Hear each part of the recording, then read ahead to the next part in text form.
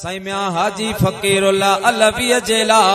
मुझा दोस्तों बुजुर्गो चादर विछाया रली विछाया दब्बर विछाया तो उस्ताद मुमताज जगह ते वेहे शागिर्द आम जगह ते वेहे मुझा दोस्तों पान उस्ताद ऐं शागिर्द के व्यवहार जने साईं सैयद मोहम्मद बकाशा रहमतुल्लाह अलैह पांजे घर वया तमा वनी बोलिए साहब जेला को नाश्ते पानी जो इंतजाम करे अचा पान जो वापस मोटी आया दिसन सुभान अल्लाह मंजर अजीब लगो पयो वा हजरत मियां हाजी फकीरुल्लाह अलवी रहमतुल्लाह अलैह ओवा चादर छडे चटाई ते वेठो वा ऐ संदस शागिर्द हजरत मोहम्मद राशिद रोजे धनी रहमतुल्लाह अलैह उन चादर ते वेठो आहे पान फरमाए मौलवी साहब अमा जेला मां चादर विछाई छोकरे जेला बच्चे जेला मां चटाई विछाई अमा चटाई ते वेठायो तालिब के अमा चादर ते विहारियो वा हजरत मियां हाजी फकीरुल्लाह अलवी शिकार परवारे फरमायो सोना जिया जो अमारा रवाना था मुझो अखियों बंद थी वयो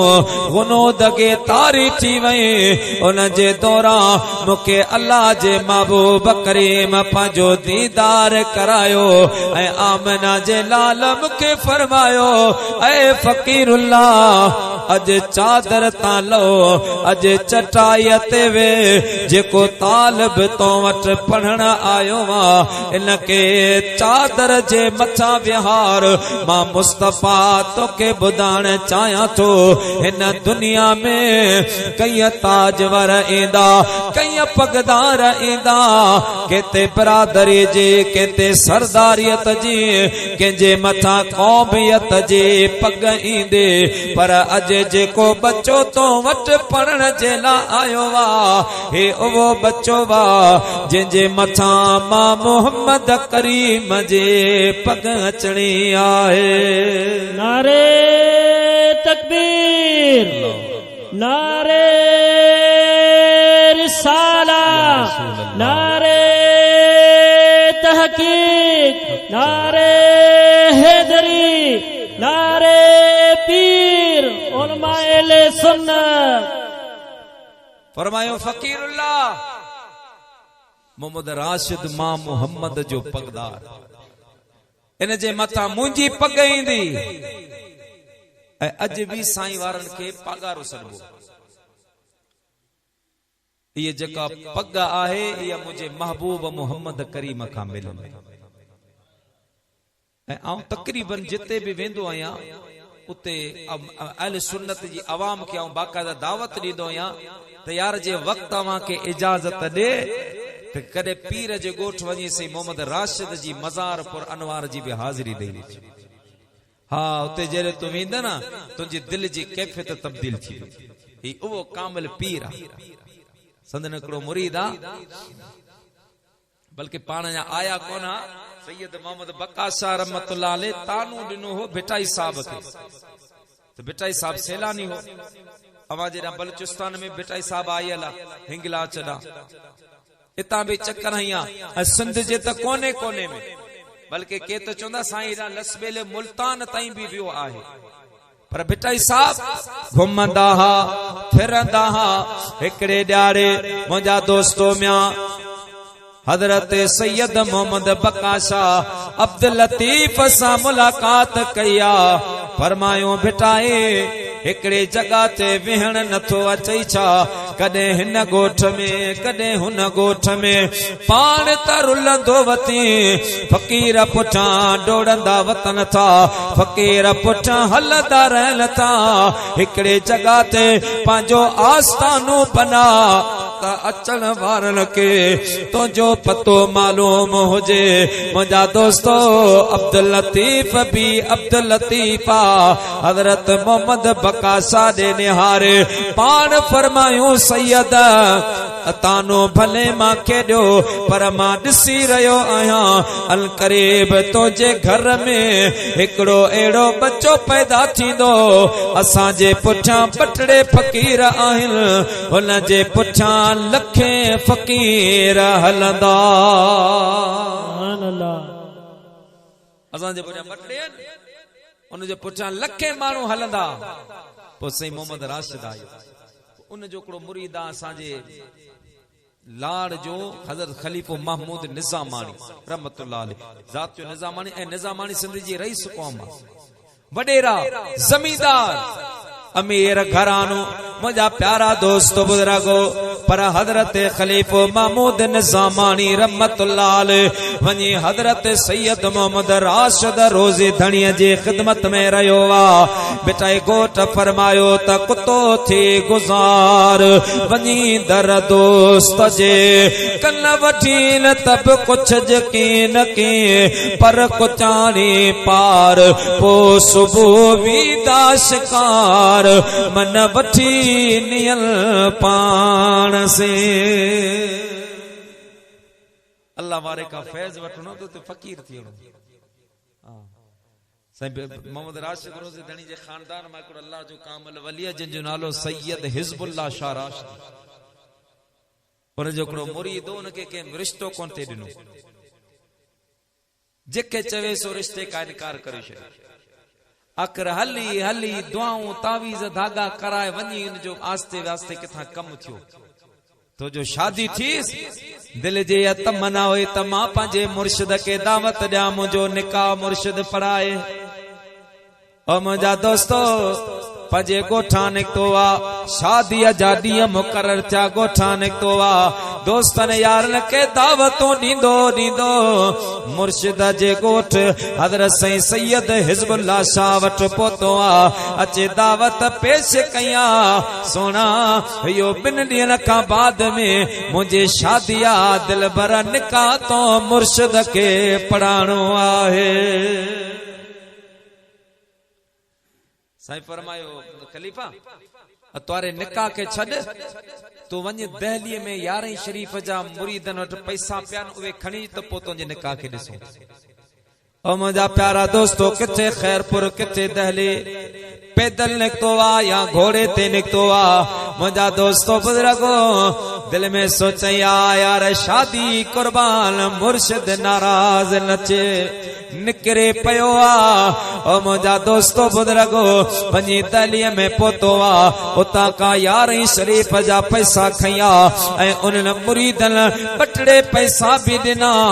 उन दौर जे हिसाब सां 5-10 रुपया ॾिना फ़कीर इहो तुंहिंजो रोड ख़र्चो आ खणी वञ फ़कीर वापसि पियो अचे रस्ते में रश लगी पया बाजार लगी पया पुछा कया छाए चवण लगायो हिते साल में 1 मरतबो मेलो लगंदो आ दुनिया का हिते मानू ईंदा आहिनि अचे ॾिसंदा आहिनि घुमंदा आहिनि फ़कीर जी दिल चायो मां भी त घुमी ॾिसां चक्कर लगाई घुमंदे फिरंदे पर अक्सर उन जो उही चीजूं हुयूं जेके उन फ़कीर जो ॾिठल हुयूं हिकिड़े जगह ते आयो बंद कमरो हो ऐं गेट लॻो पियो उन गेट ते माण्हू वेठल हो हुन सोचो अंदर का वॾी शइ ऐं गेट ते माण्हू वेठो जेको अचे उन खां पैसा वठे फ़कीर आयो चई मां वेंदुसि उन गेट वारे चौकीदार चयो 5 रुपया फीस आ प्यारा दोस्तो बुजुर्गो 5 रुपया ॾिनई उनके जेके हा उनके ॾिनई गेट खुलियो वा अंदर वयो अंदर ॾिसे त हिकिड़े हसीनो जमील माजबी नौजवान छोकरी वेठी आ ओ मुंहिंजा प्यारा दोस्तो जिया जो फ़कीर करीब पहुतो आ माए हिन जे लाइ उछे भी रहिया फ़कीर हुन माए जे करीब अची पहुतो आ त विच में सैयद हिज़्बुल्लाह शाह राशिद आयो आहे माई चई हथ ते रखे विच में साईं अची पर मैं फकीर छा पियो करे पुठियां हटी वयो अखियूं माटे अल्लाह ख्वाब अल्लाह ख्याल अल्लाह तसव्वुर आए वरी बि जो अॻियां वधे मुर्शिद करीम साम्हूं अची वञे टे मरतबा ईअं कया उन माई का दाह निकिरे वई ओ फकीर दे ख़बर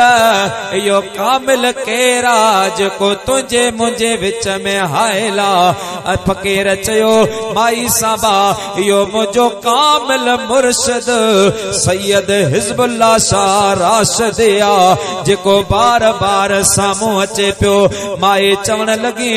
अगर इहो तुंहिंजो मुर्शिद आ मां त इनखे ॾिसंदे ई लते कुर्बान आया हाणे महिरबानी कर अकेलो न वञजा जॾहिं वञी त तॾहिं मुंहिंजी तोखे पारत आहे फकीर जो निकतो माई साबान जे पुठियां लगी वञी साईं वटि पहुतो पैसा ॾिने साईं ये पैसा ऐं पाण फरमायो पुट रस्ते में छा हो जैसे कुछ कोन हो हजरत सैयद मोहम्मद राशिद रोज़े हजरत सैयद हिज़्बुल्लाह शाह राशिदी रहमतुल्लाह ताला अलैहि फकीर सां जो कुछ भी रस्ते में थियो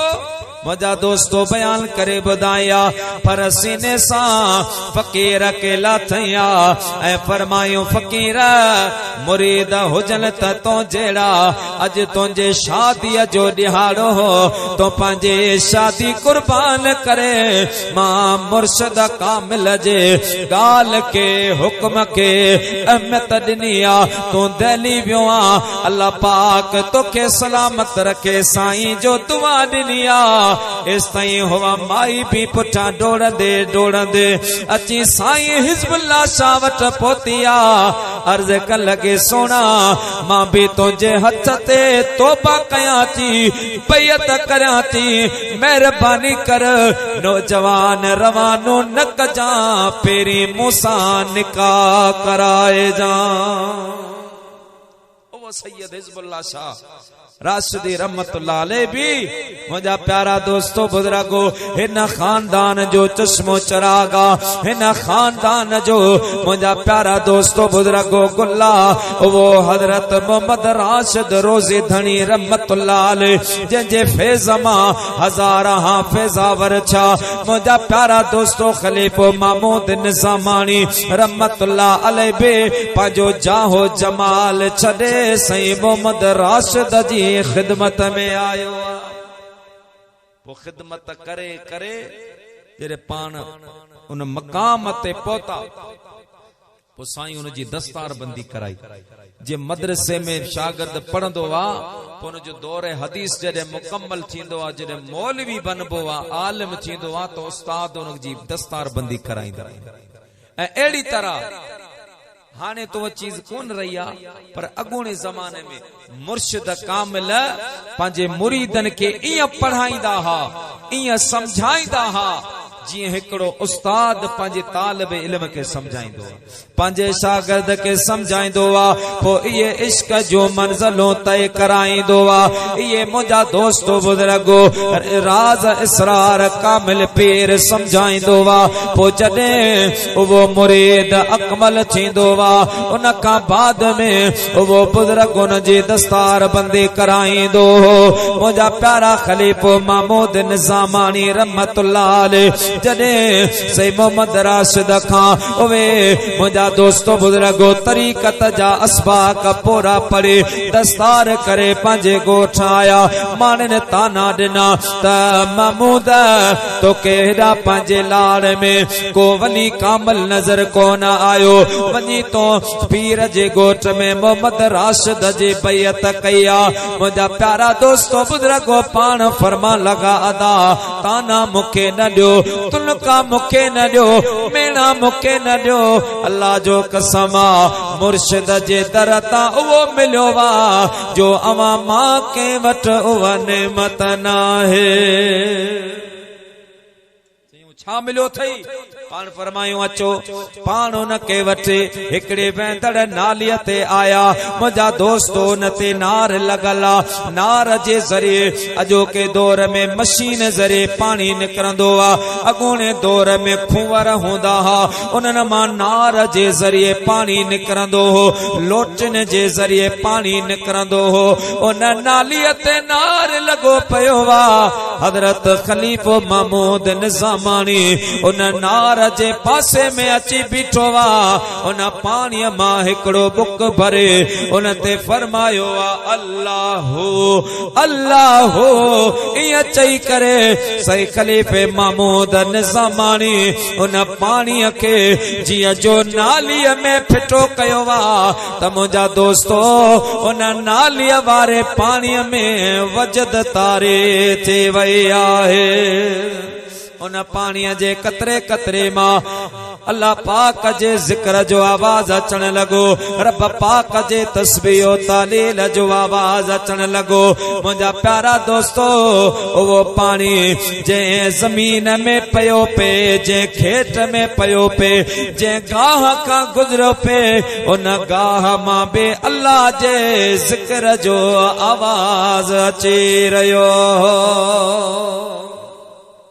पाक पंजे कामलन जी सोहबत में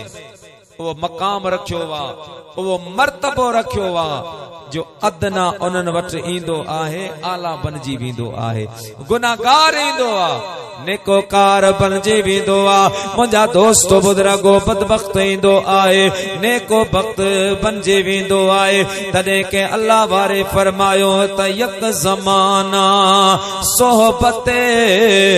बा औलिया बेहतर सद साल ताते बेरिया पान फरमाता हिकड़ो लम्हो हिकड़ी घड़ी जेका अल्लाह वारे जे सोहबत में गुजारी वेंदी आ उहा 100 साल जे इबादत खां वधीक आहे सुभान अल्लाह हिकड़ी घड़ी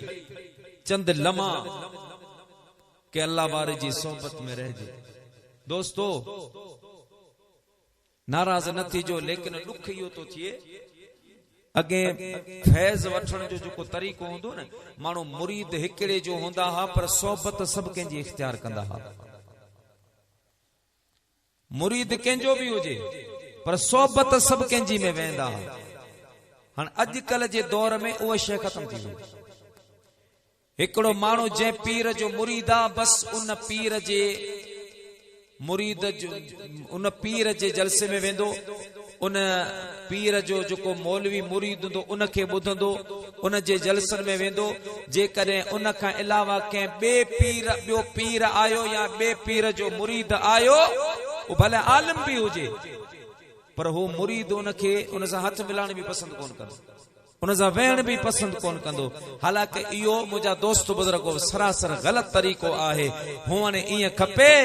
मुरीद हिकड़े जो थी ऐं फैज़ सभिनि खां बरकतो सभिनि खां वठ खिदमत सभिनि जी कर मुंहिंजा दोस्त बुजुर्गो दस्त बोसी सभिनि जी कर मन के कामल जी तोते निगाह पइजी वञे अल्लाह तबारक व तआला तुंहिंजो बेड़ो पार फरमाए छॾे जहान खाली ना है जहान खाली ना है मुंहिंजा दोस्त बुजुर्गो अञा भी जेको सिज चंड जो निज़ाम हले पियो इहो अल्लाह वारनि जी दुआनि जो सदको पर न तुंहिंजा मुंहिंजा जेके अमल आहिनि वे तोखे भी खबर आ मूंखे भी खबर आ अल्लाह पाक तव्हां सभिनि खे पंहिंजी इस्लाह करण जी तौफीक अता फरमाए असां त पंहिंजो पाण खे जन्नती भी समझूं था शफाअत जो हक़दार भी समझूं था पर मिठा करे असां पंहिंजे पाण जो एहतिसाब कोन कयो आहे त असां छा करे रहिया आहियूं असां जो तरीक़े अमल चाहे असां मुसलमान सुन्नी या रसूल अल्लाह चवण वारा मुंहिंजा दोस्त बुजुर्गो नबी जो मीलाद करण वारा नबी पाक जी यारी करण वारा असां हुकूकुल्लाह जी पासदारी करण वारा अमूमन हुकूकुल इबाद खां गाफ़िल हूंदा आहियूं त मां जो हक़ छा आहे भाउ जो हक़ छा आहे भेण जो हक़ छा आहे पाड़ेसरीअ जो हक़ छा आहे पाड़ेसरी रिश्तेदार मुझा दोस्तों बुजुर्गो मदीने वारे साईं फरमायो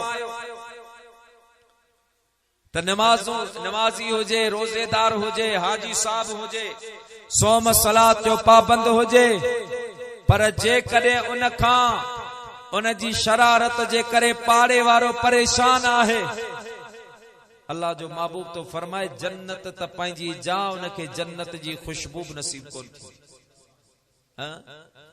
अज असांजे माशरे में पाड़े वारे जी केड़ी अहमियत आहे? असां पंहिंजो वॾे खां वॾो दुश्मन पाड़ेसरी खे समझंदा आहियूं। हर वक्त शक जी निगाह असांजी पाड़ेसरीअ ते हूंदी आहे। जॾहिं त मदीने वारे मीर सल्लल्लाहु अलैहि वसल्लम ईअं फरमायो, ॻाल्हि ॻाल्हि ते तालुकात खत्म करण वारो मुझे मुस्तफा करीम फरमायो, जेको ॻाल्हि ॻाल्हि ते तालुकात खत्म कंदो वा अल्लाह ताला जे ज़ात बाबरका उनखे मां मोहम्मद करीम खां जुदा करे छॾींदो वा। पोइ अल्लाह जे महबूब करीम फरमायो, ऐ मुंहिंजा गुलामो, अवां के मां उन्हनि जे बारे में ॿुधायां जिन जे मथां अल्लाह ताला जो खास करम ऐं फज़ल थींदो आहे। अल्लाह पाक उन्हनि खे अॻ में जन्नत में मोकिलींदो।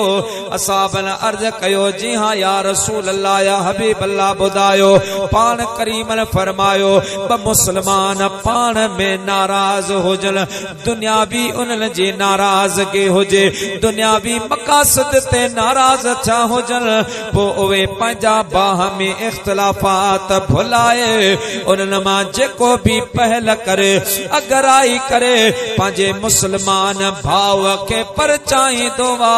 अल्लाह ताला जी ज़ात बाबरकात उनखे सभ खां पहिरीं जन्नत अता फरमाईंदो। सुभान अल्लाह। मुसलमान नाराज़ थी वियो, दुनियावी नाराज़गी, दीनी न, दीनी नाराज़गी जे हिकिड़ो माण्हू फासिक आहे, फाजिर आहे, बिदती आहे, मुशरिक आहे, मुंहिंजा दोस्तो शरीयत जो मुखालिफ आहे, नबी पाक जो गुस्ताख आहे, उन सां तालुक कोन जोड़बो। उन जे लाइ बेटाई चयो त दूर तिनी खां लॾ जंहिंजी नाहे मोहर मली रड़ी, पखातन पापिन खां परे परां अॾ छांग तिनी जे छॾ जेके धनारूं धार चरन, जेको साईं जो नाहे वो तुंहिंजो मुंहिंजो भी नथो थी सघे। हिते आयासीं मेले में, बल्कि नेट जे ज़रिए भी ख़बर पई, हिकिड़ी हदीस पाक समझ में अची वई। पाण करीम हिकु मर्तबा पंहिंजे असहाबन खे फरमायो त मुंहिंजा गुलामो, अल्लाह इंसान जॾहिं मां जे पेट में हूंदो आहे, रब करीम उन जे लाइ हर चीज लिखी छॾींदो आहे।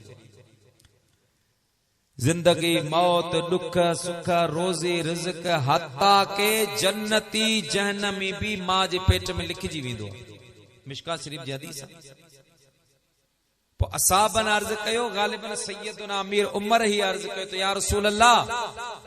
अगर जन्नती जहन्नमी मां जे पेट में लिखजी विया त पोइ अमल जी कहिड़ी ज़रूरत आहे? त पोइ अमल जी केड़ी जरूरत आ? मुझे महबूब मदीने वारे मीर फरमायो, मुझा गुलामो, अल्लाह पाक जीअं चाहींदो आ ईअं कंदो वा। रब करीम खां केर पुछण वारो नाहे, पर अमूमन दस्तूर इहो आहे, जेको जन्नती मां जे पेट में लिखियल हूंदो आ न, उहो जॾहिं दुनिया ते ईंदो वा, अल्लाह पाक उनखे जन्नतियन वारा अमल करण जी तौफीक नसीब फरमाई। हुई उहे अमल कंदो जेके जन्नतिन वारा अमल हूंदा, वरना मुंहिंजा प्यारा गुलामो इएं बि थींदो वा, अल्लाह पाक जेको लिखे छॾींदो आ उन में तब्दील ला तब्दील लिकलिमात अल्लाह, अल्लाह पाक जा कलिमात तब्दील कोन थींदा आहिनि। ऐं मुंहिंजा प्यारा गुलामो, पोइ कॾहिं कॾहिं ईअं बि थींदो आ, इंसान जी जेके अमल हूंदा आहिनि उहे जहन्नमिन वारा, हुन जो उथण बि शरीयत जे ख़िलाफ़, हुन जो वेहण बि शरीयत जे ख़िलाफ़, पर अल्लाह पाक मां जे पेट में हुन खे जन्नत लिखे छॾियो आहे। और मुंहिंजा प्यारा गुलामो पो जॾहिं उन जे ज़िंदगीअ जो आख़िरी हिस्सो ईंदो वा उहा लिखियल तक़दीर उन ते ग़ालिब ईंदी आहे। अल्लाह ताला जी ज़ात बाबरकात उन खे अहिड़ो को कम करण जी तौफ़ीक़ अता कंदो वा जंहिंजे बरकत सां रब उन जा साबिका गुनाह माफ़ करे अल्लाह पाक उन खे जन्नती बनाईंदो आहे। सुभान अल्लाह। जीअं अवां जे लसबेले में को ॿुधो आहे मौलवी साहब अहले सुन्नत में शामिल थियो। अल्हम्दुलिल्लाह अवां बेले वारनि खे मुबारक हुजे। ये खुश नसीबी आहे। अहले सुन्नत जी हक़ानियत जो वाज़े रोशन दलील आहे। ऐं ॿियो उन फ़कीर वीचारे खे अल्लाह पाक जन्नत में मोकिलण जो इरादो फरमायो तॾहिं त लिखियल तक़दीर उन ते ग़ालिब आई आहे। जो मुंहिंजा दोस्तो मदीने वारे मीर सल्लल्लाहु अलैहि वसल्लम जे गुस्ताखन के छॾे और रसूलुल्लाह